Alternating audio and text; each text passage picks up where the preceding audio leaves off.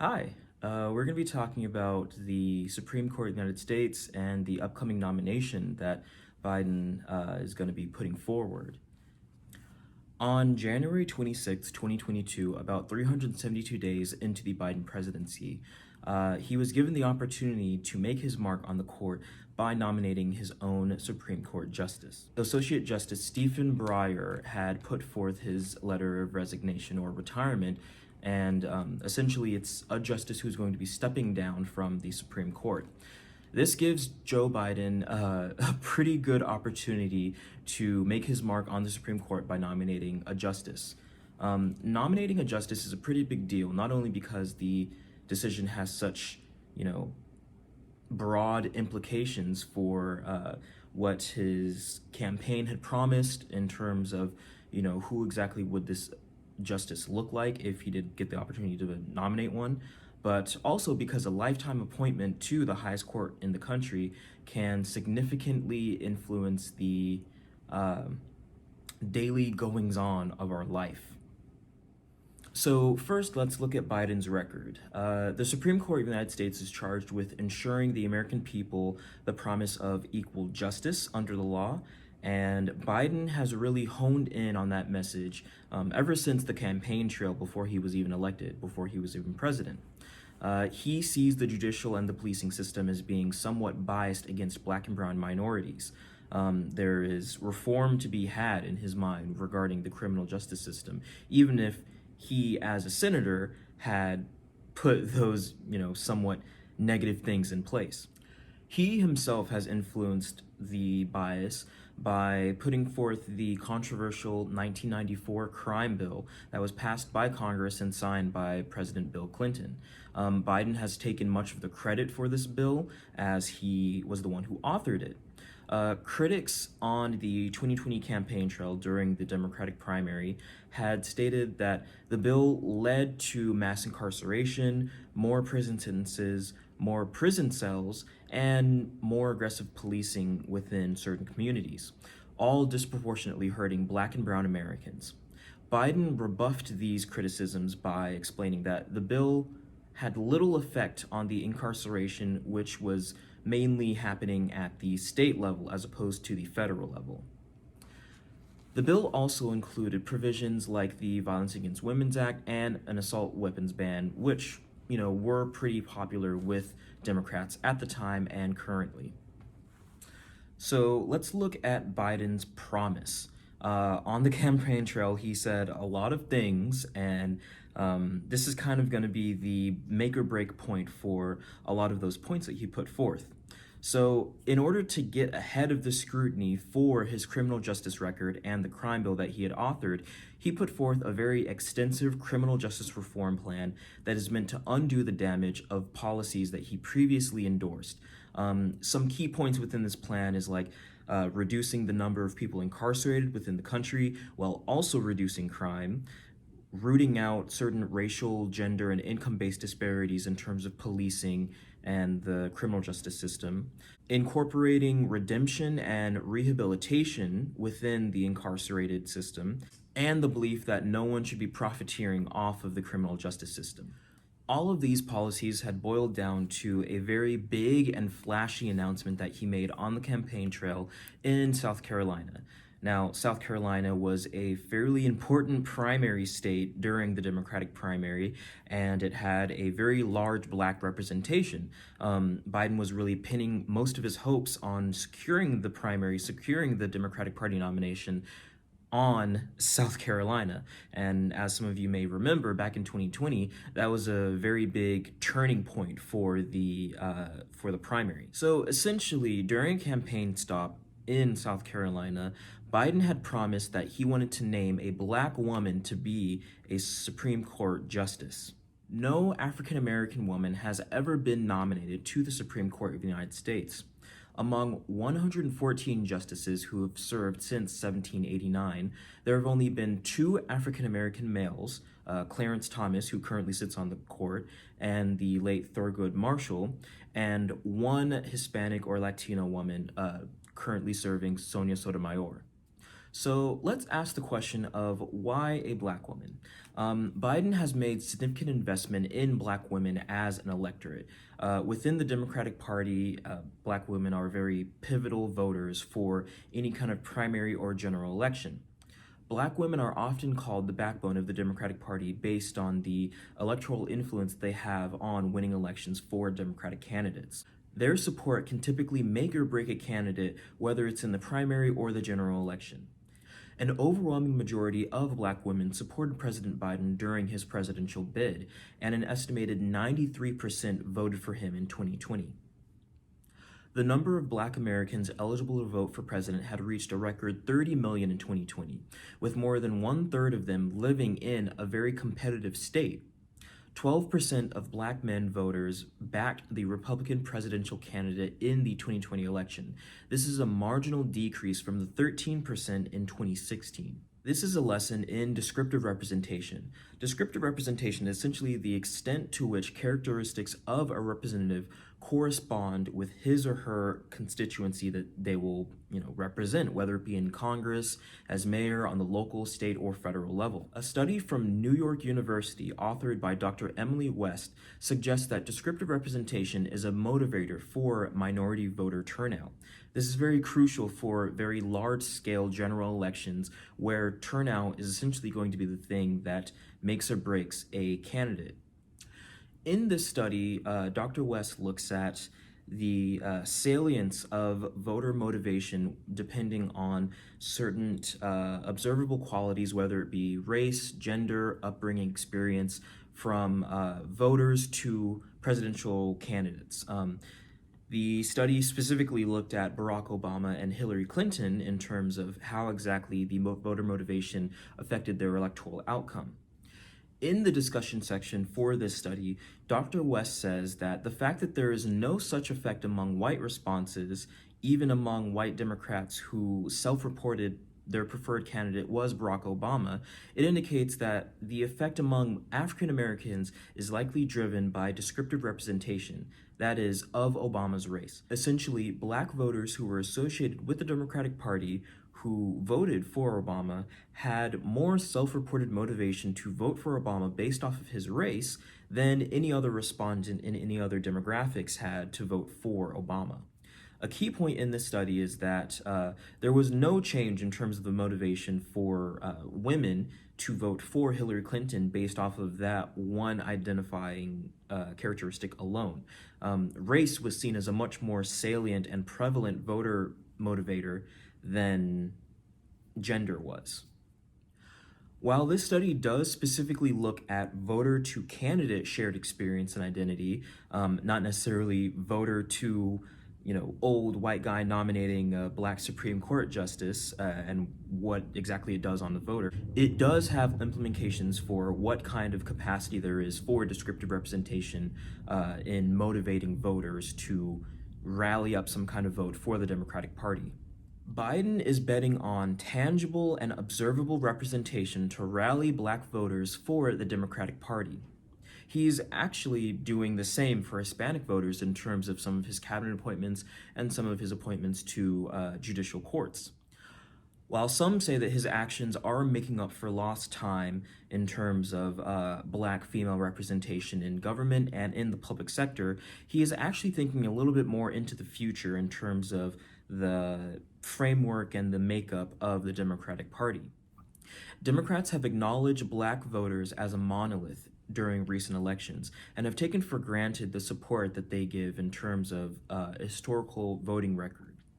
So on January 25th, 2022, President Biden did announce that he would nominate Judge Ketanji Brown Jackson to succeed Justice Breyer as an Associate Justice on the Supreme Court.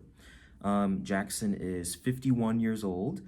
She will be the first woman ever nominated to be on the Supreme Court, and she's currently a judge for the D.C. Circuit Court of Appeals. She was nominated and confirmed to that position by Biden last summer. Jackson is a former public defender and previously served in a federal district court under Obama. The political analysis website 538 pinned her as a choice that will for sure move the court further left. Currently, there was a 6-3 split that tilted conservative, but the conservative majority in the court has already kind of thrown it in a weird conundrum of we've never, or I guess not never, but we haven't for many decades had a very solid ideological tilt within the Supreme Court. Typically, it's 5-4, or it's blocked by some kind of moderate ideology that is a little bit more centrist of a justice. So pushing the court left still would not necessarily change the ideological balance and the makeup of a court, but it does have certain implications that Biden is definitely marketing to the American people in his pick for Judge Jackson to be nominated to the court. Already you see that he's kind of, making sure that Judge Jackson is seen as, hey, this is a black woman that we're putting onto the court, and this is supposed to be for, representative cases, not just in terms of race, but also in other instances. So previously, Obama had put forth Judge Merrick Garland to potentially be the nomination that would go to the Supreme Court. That was the last Democratic president nomination that didn't really pan out well because of Mitch McConnell blocking the vote for the nomination, so there was no confirmation. Instead, it was delayed until Trump was in office, and then Trump got 3 choices. That was Justice Gorsuch, Justice Kavanaugh, and now Amy Coney Barrett, who is sitting on the bench. So a potential Justice Jackson would be replacing the fairly liberal Justice Breyer. However, she herself is not as liberal as him. Many people do score her as a little bit more towards the center as Justice Breyer, but in general, she does kind of lean on the liberal or left-hand side. However, she would be a little bit more of a moderate choice than her current cohort of liberal judges.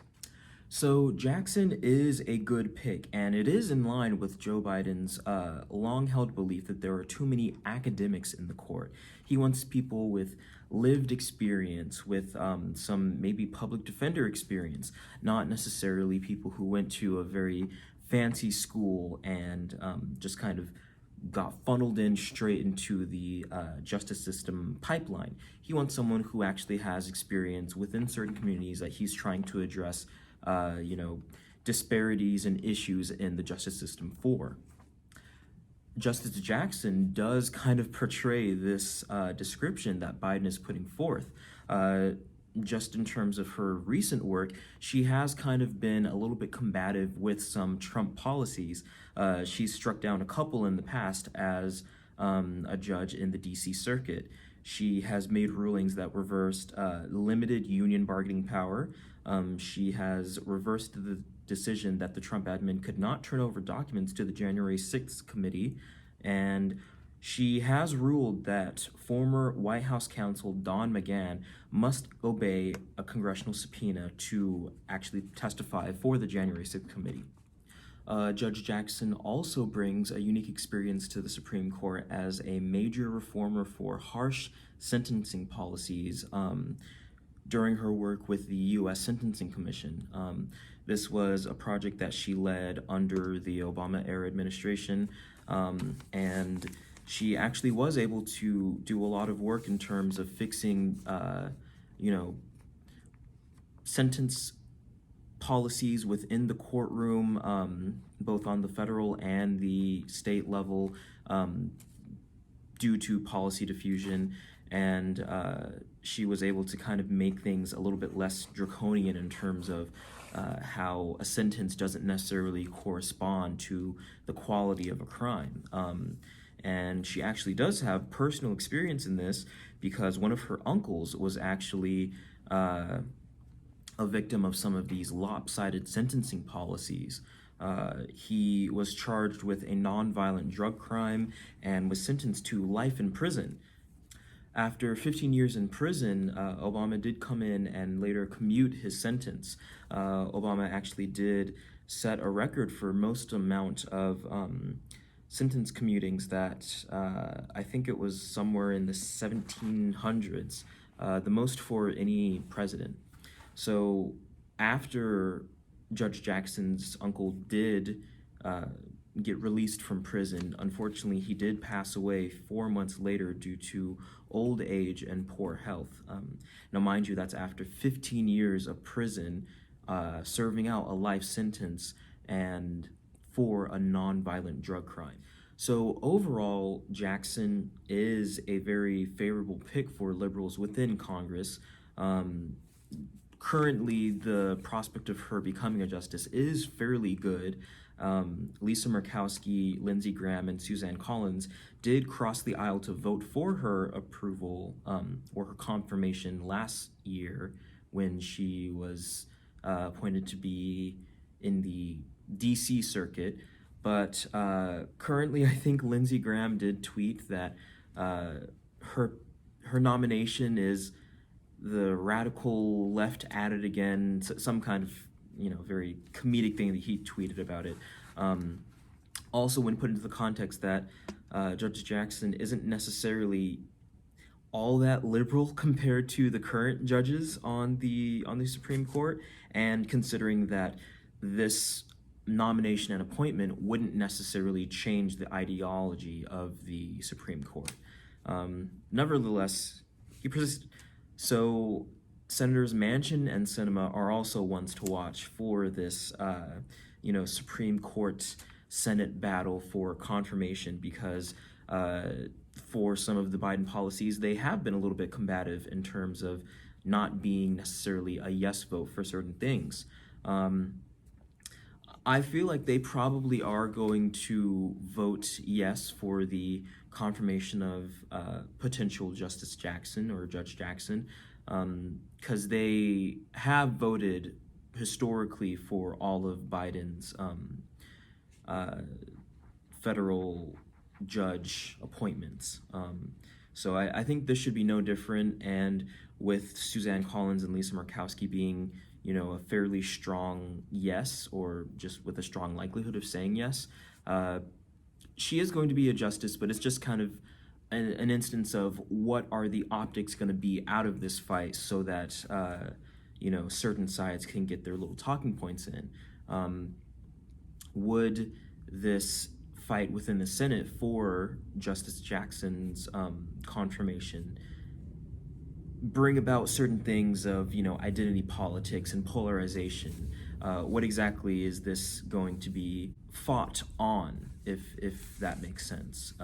How exactly is the fight within the Senate going to be framed in order to fit a later motive in terms of how we choose a justice, or how we're going to go about appointing people within the public sector based off of identity and race?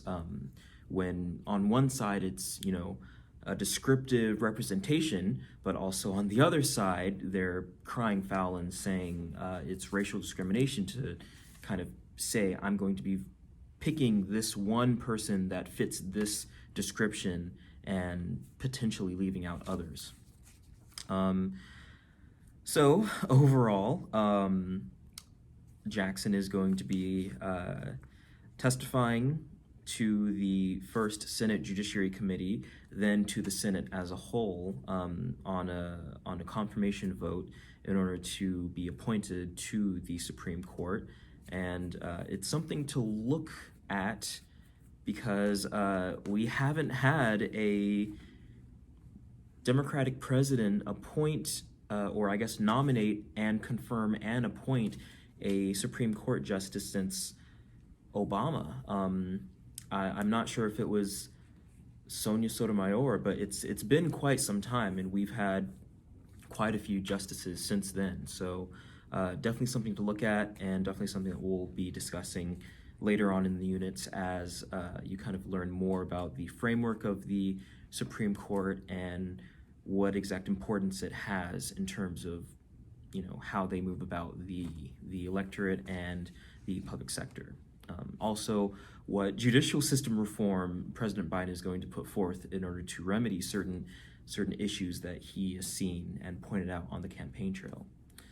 So yeah, that is the analysis. We'll see if she does get confirmed, but if you have any questions, definitely share, because this is definitely going to be a moving target in terms of a topic that is going to come up in future discussions.